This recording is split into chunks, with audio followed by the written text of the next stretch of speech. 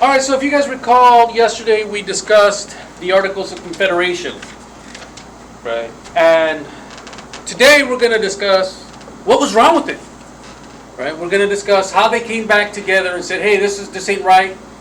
We need to try something different. So,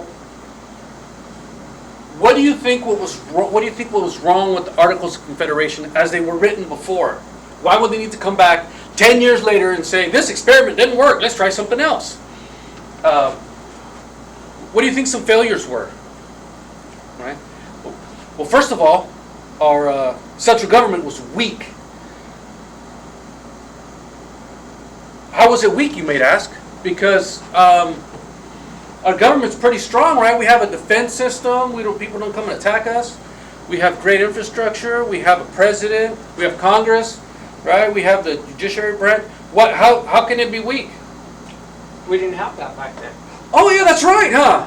We didn't have a central government. We didn't have legislative. The only legislators that got together were those 13 people that got together and said, hey, I'm a representative of Maine. I'm a representative of Virginia, New Jersey, New York, right? So these 13 people got together and they said, we got to agree on stuff in order to make this happen. We hated the way that we were being ruled and taxed by Great Britain. So we gave there was fear there. Yeah. There was fear of a central government, right? Because they had been, central government can, and most often does, turn into tyranny. Yeah. So there was some serious fear.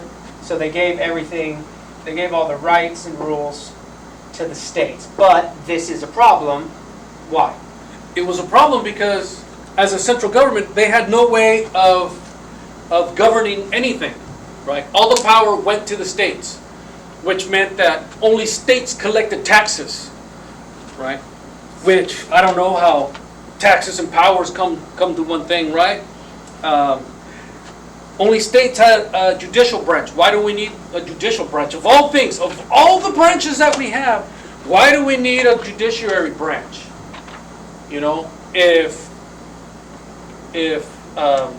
the legislative branch or Congress writes laws and the executive branch uses the police to enforce these laws, why do we need a judiciary branch? Well, I think even, let's go back real quick if you don't mind.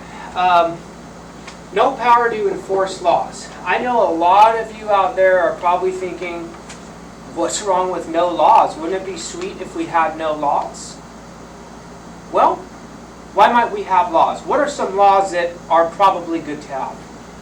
Well, I don't know, something like it's against the law to burglarize somebody. Right. If you work hard and you buy this TV or you buy your car, you want to hope that there's a law that protects you from being able to, or that allows you, that protects you and allows you to have that car. That's your car.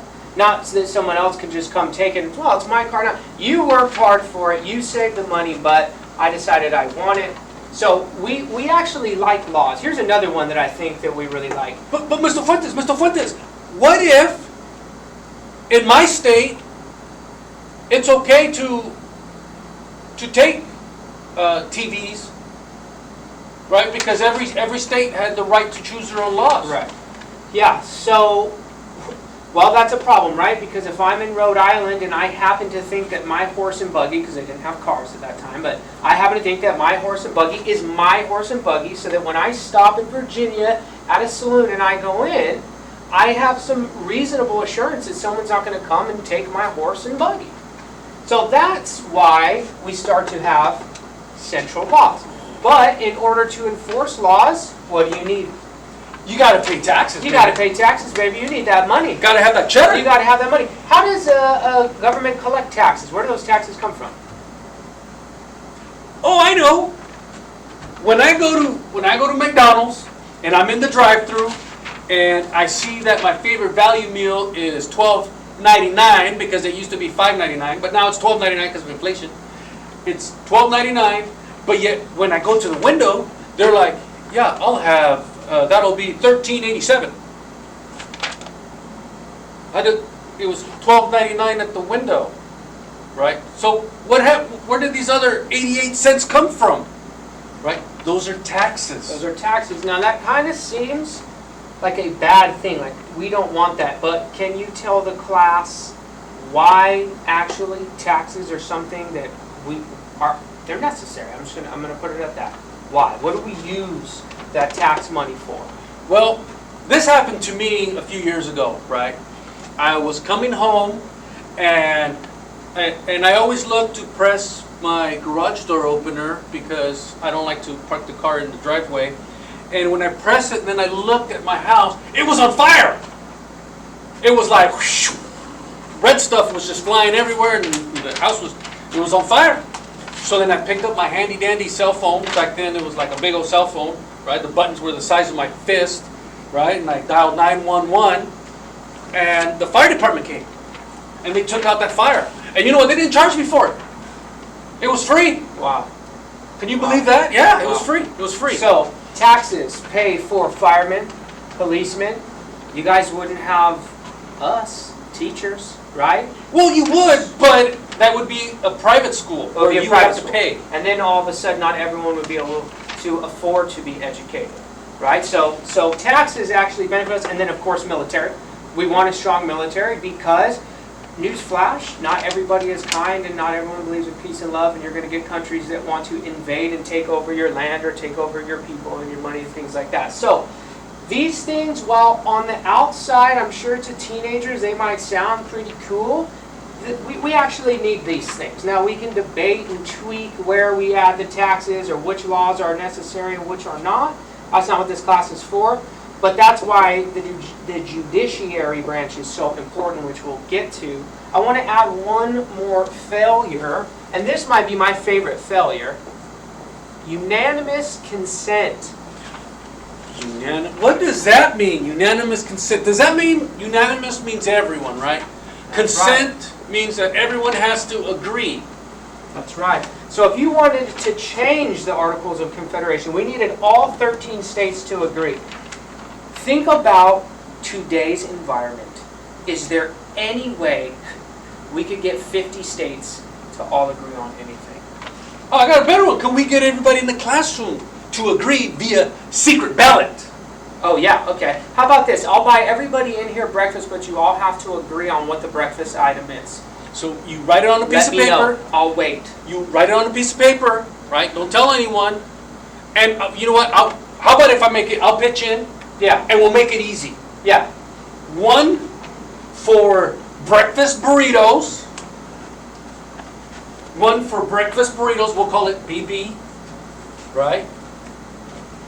Two for a breakfast sandwich, or, you know what, because I'm generous, or three, just coffee. Right. You just want coffee, you don't want anything, nothing I know, I'm spectacular. choosing just coffee. That's all I want too. Yeah. But do you think we're all going to be able to agree on a secret ballot? Definitely not. Definitely not. Okay, so we've got failures and weaknesses here of the Articles of Confederation. Quick overview, we have a weak central government. We have states doing whatever they want, whatever they decide, which means that if I go from Virginia to Rhode Island, I cannot expect the same treatment, I can't expect the same fairness or protection of the law. We have no power to tax, and therefore we can't enforce laws, and we've got no judiciary branch to make sure that our laws are just, and in order to change anything, we need unanimous consent, which is almost impossible. So, with those weaknesses, what happens? What do we do? What does that lead to? So what that led to was they realized all these inequities. They said, well, let's start a new constitution, right? And it started with the preamble. What is the preamble?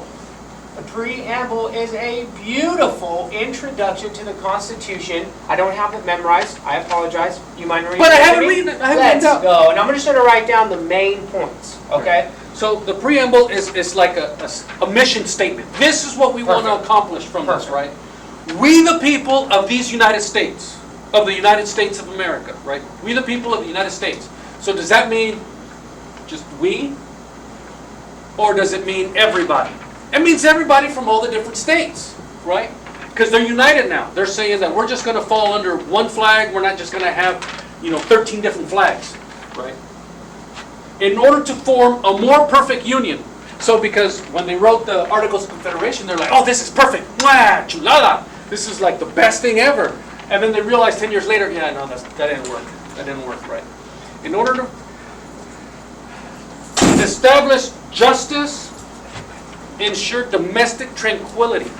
So, can you be tranquil or be calm and be happy with laws and justice? Well, yeah, because you kind of need them, as we discussed earlier. That if this place is all full of anarchy and everybody does their own thing, right? I don't want to get a ticket or go thrown to jail because I went to a different state and they have different laws.